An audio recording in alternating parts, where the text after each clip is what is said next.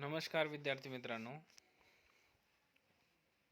जसं की आपण मागील या हितोपदेश मित्र लाभमध्ये कथामुखम जे पाहत होतो त्यामध्ये पुरुषार्थाचे महत्त्व आपल्याला इथे स्पष्ट करत असताना श्लोक आहे की यथा मृतपिंडतः कर्ता कुरुते यदिच्छति एवं आत्मकृतं कर्म मानवः प्रतिपद्यते. तर मनुष्याने केलेले जे कर्म आहेत त्यापासून त्याला जे फळ मिळतात. कसे? जसं की मृतपिंडतः मातीपासून तयार होणारे अर्थात कुंभाराची इच्छाप्रमाणे त्या मातीला त्याने घडवून जी इच्छा आहे त्याची ते त्यापासून तो निर्माण करतो.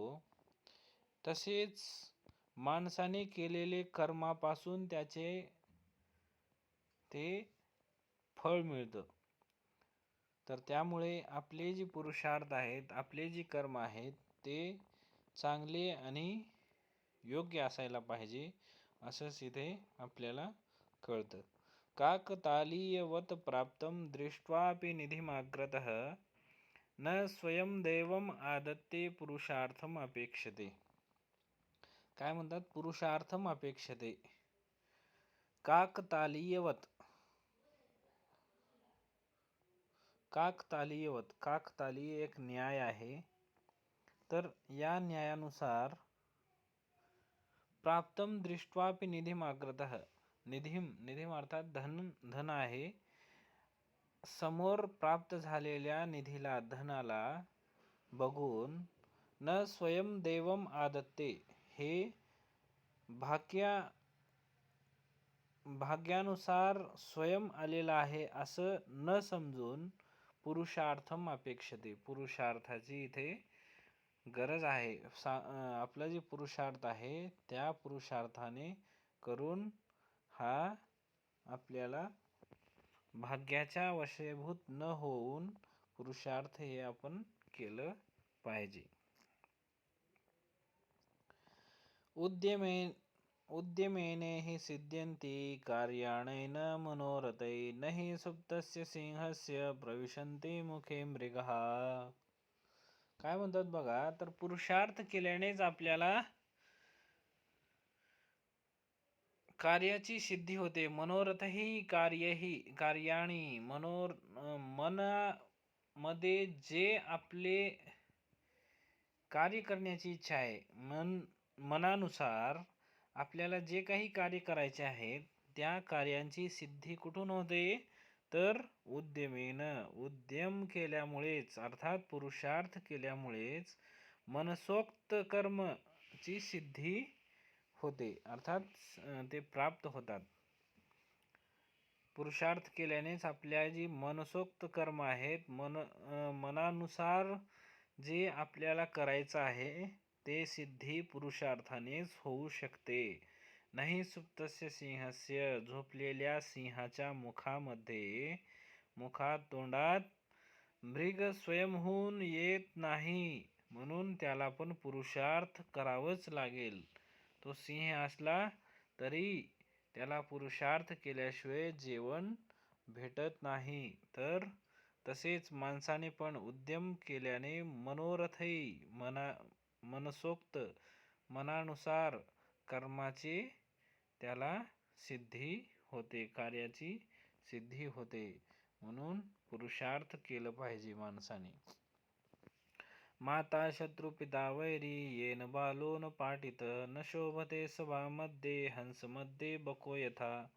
काय म्हणतात? तर ज्यांनी आपल्या मुलाला शिकवलं नाही तर ते कसे आहेत? माता शत्रू, अशी ती माता जी आहे ती शत्रू आहे. पिता पण वैरी आहे, ते पण शत्रू आहे. येन बालो न पाटित, ज्याने आपल्या मुलाला शिकवलेलं नाही. न शोभते सभामध्ये, आणि तो जो मुलगा आहे ते सभामध्ये शोभा देत नाही. जसं की हंसमध्ये बको यथा, हंसामध्ये एक बगळा जर असेल तर ते तिथे शोभा देत नाही. तसेच सभामध्ये आपला मुलगा शोभा देत नाही असं म्हणतात.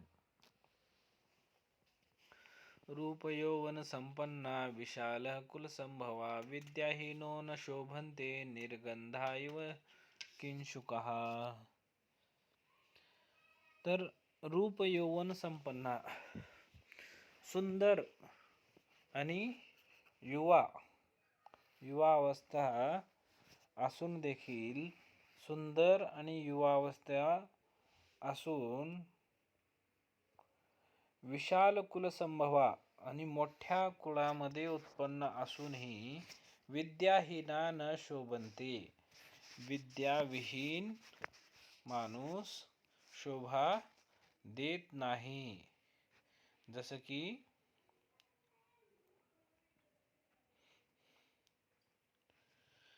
की निर्गंधा इव किंशुकः. किंशुक अर्थात पळसाच्या पानाचे जे फूल असतात दिसायला खूप सुंदर असतात, परंतु ते निर्गंधा इव, त्याची जी सुगंध आहे ती सुगंध नसल्यासारखेच ते जी शोभा देतात किंवा त्याची ते स्तुती केली जाते, परंतु ते शोभा देत नाहीत. असे ही किंशुक पळसाच्या झाडाचे फुलाची कथा जशी आहे, तसेच रूप यौवन संपन्ना, रूप असून युवावस्था असून चांगल्या कुळामध्ये जन्म असून देखील विद्याहीन मनुष्य शोभा देत नाही. जसं की पळसाचे फुलं जसं निर्गंध असतात, तसेच हा विद्याविहीन माणूस निर्गंध असतो.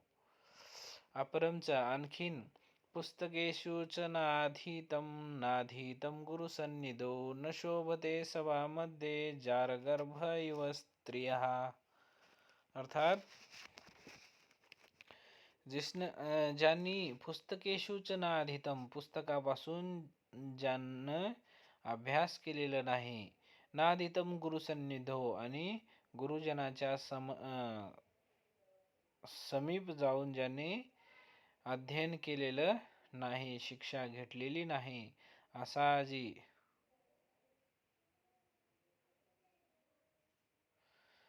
जी मनुष्य आहे, न शोभते सभामध्ये, तो पण या सभेमध्ये शोभा देत नाही. जसं की जार गर्भ इव स्त्रिया,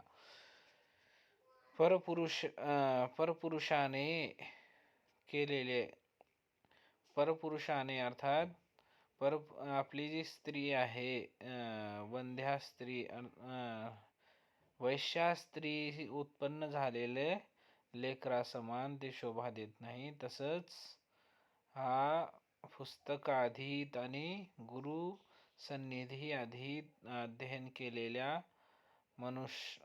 न केलेल्या मनुष्याला जसं सभामध्ये तो शोभत नाही, तसंच परपुरुषागमित स्त्रीच्या लेकराला, संतान जी आहे ती सभामध्ये शोभा देत नाही. तसेच त्यानंतर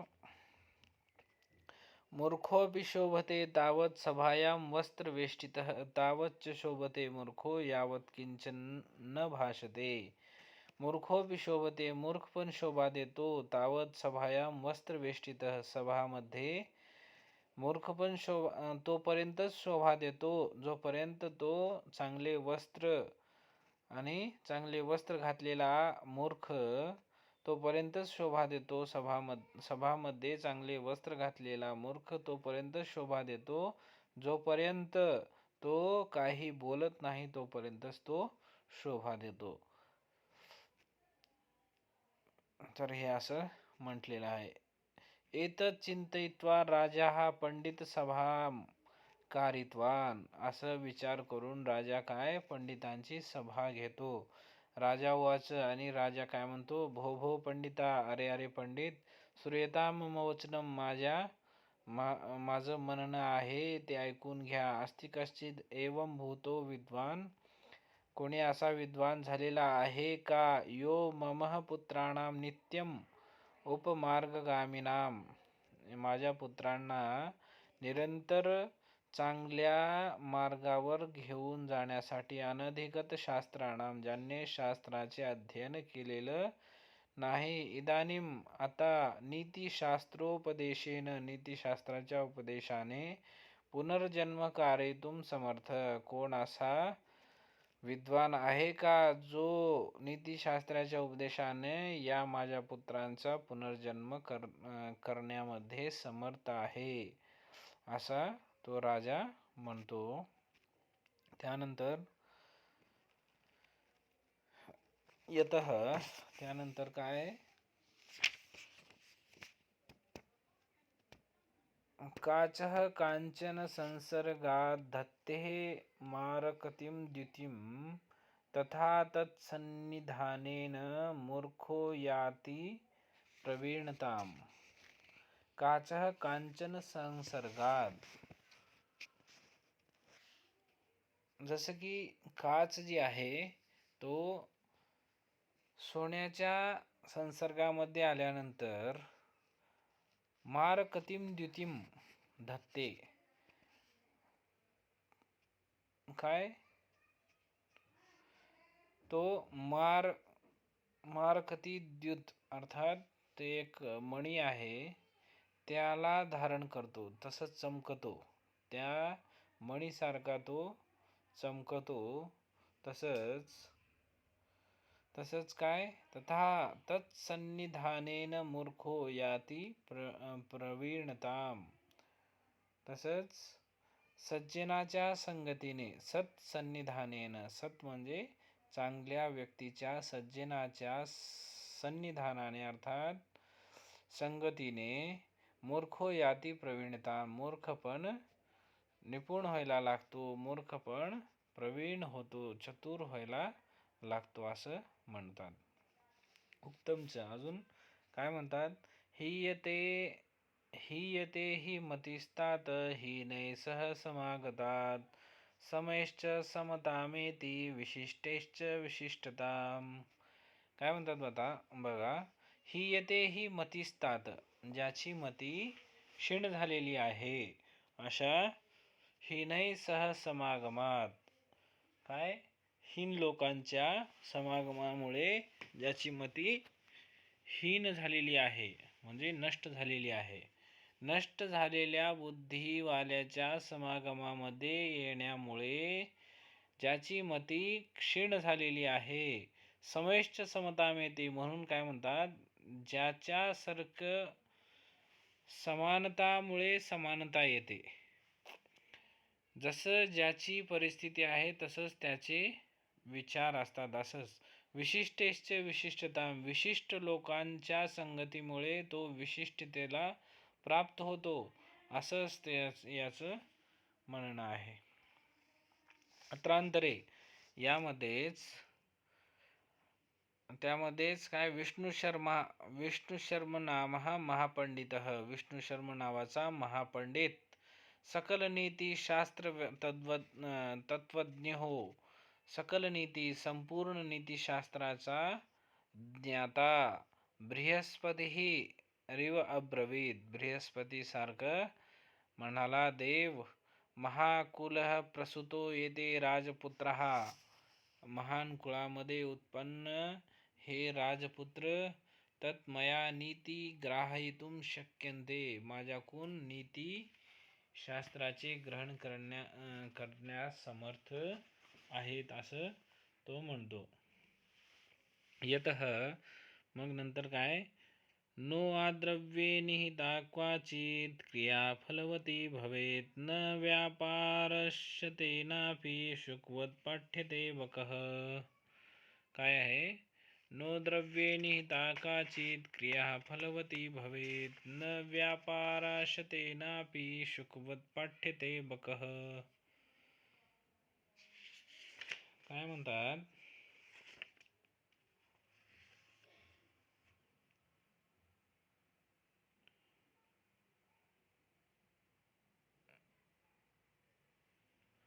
ना द्रव्ये निहिता काचित, अद्रव्ये निहिता काचित क्रिया फलवती भवेत.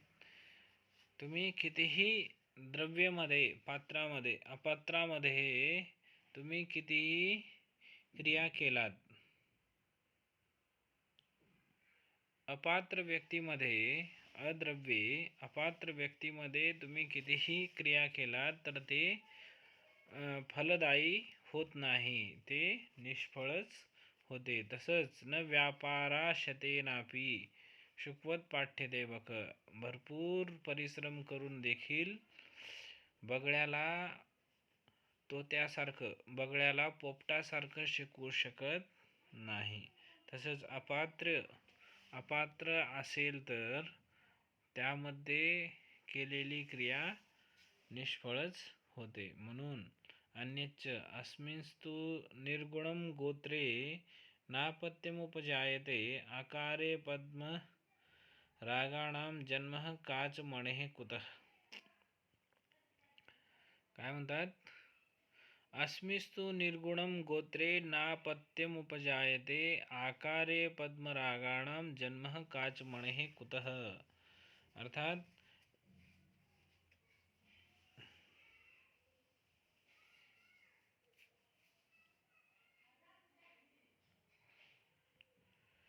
अस्मिस्तु निर्गुणे गोत्रे, निर्गुण गोत्रामध्ये नापत्यमुपजायते, असं अपत्य उत्पन्न होत नाही.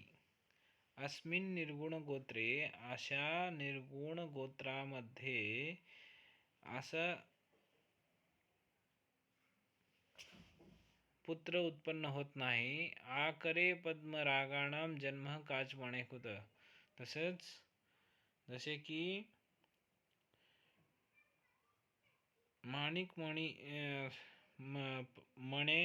माणिकमणीच्या खाणीमध्ये काचमणी कुठून निघणार आहे, असं त्याचं म्हणणं आहे. गुणवान कुलामध्ये निर्गुण संतान कसं उत्पन्न होईल, असं त्याचं म्हणणं आहे. अतो अहम षण्मासाभ्यंतरे भवत्पुत्रां नीतिशास्त्राभिज्ञान करिष्यामि राजा सविनयम पुनरुवाच. तर तो काय म्हणतो, विष्णू शर्मा, तो मी 6 महिन्यामध्ये भवत्पुत्रां, तुमच्या पुत्रांना नीतिशास्त्र अभिज्ञान, नीतिशास्त्राचा ज्ञाता करिष्यामी करतो. राजा सविनयम पुनरुवाच. राजा विनम्रतेसोबत पुन्हा म्हणाला. काय म्हणाला? कीटोऽपि सुमनः संगाद आरोहति सतां शिरः अस्मापि याति देवत्वं महद्भिः सुप्रतिष्ठितः. काय म्हणतो? कीटोऽपि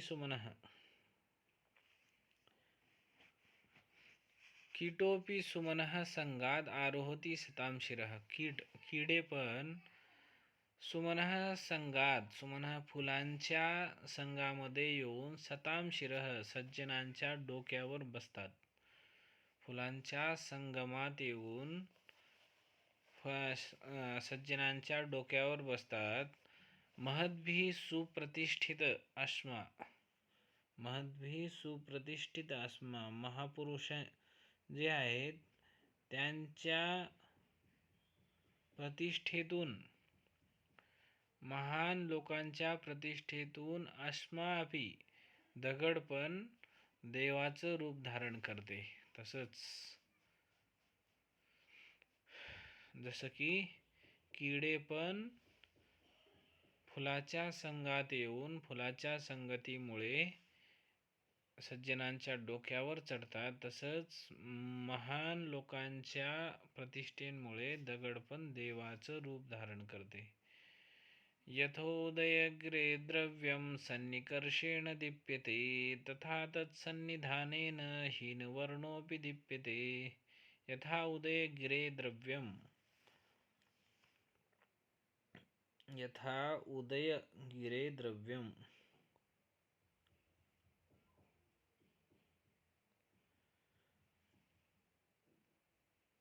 जसं की उदयगिरी उदयाचलस्य उदय होणारा जी आहे त्याच्या सन्निधानेनं, त्याच्या संपर्कामध्ये आल्याने दिप्य ते चमकतो. जसं की पर्वत आहे. पर्वत कधी चमकतो तर ज्यावेळेस सूर्य उदय होत असतो त्यावेळेस आपल्याला पर्वत हा चमकलेला असा दिसतो, चमकत असतो. तसंच तत्सन्निधानेन हीनवर्णोऽपि दीप्यते. तसेच हीनवर्ण असलेला आपण चांगल्याच्या संगतीने हा प्रकाशमान उजळता हुआ दिसतो. सज्जन संसर्गामुळे प्रकाशमान होत असतो. मूर्ख माणूस पण काय सज्जनाच्या संसर्गात येऊन सज्जन हा होत असतो. त्यानंतर गुणज्ञेषु गुणा भवन्ति ते निर्गुणं प्राप्य भविष्यन्ति दोषाः. आस्वाद्यतो यः प्रवहन्ति नद्यः समुद्रमासाद्य भवन्ति पेयाः. काय म्हणतात तर गुणः गुणज्ञेषु गुणा भवन्ति ते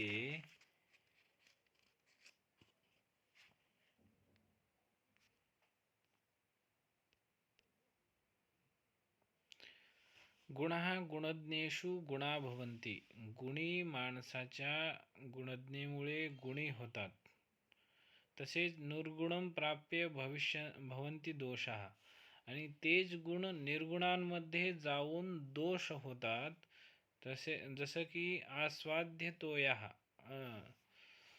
आस्वाद घ्यायचे जी पाणी आहे, प्रवहंती नद्य, नदीमध्ये प्रवाह करत असलेलं जी पाणी आहे ती आस्वाद घेण्यासारखं असतं.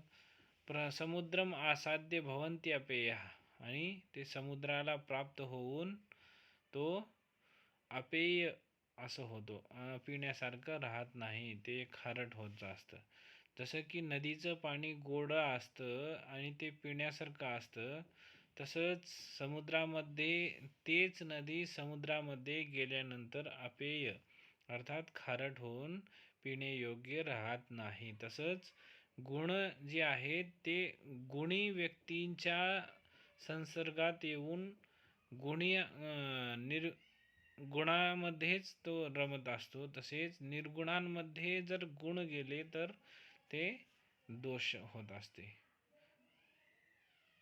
असं त्याचं म्हणणं आहे.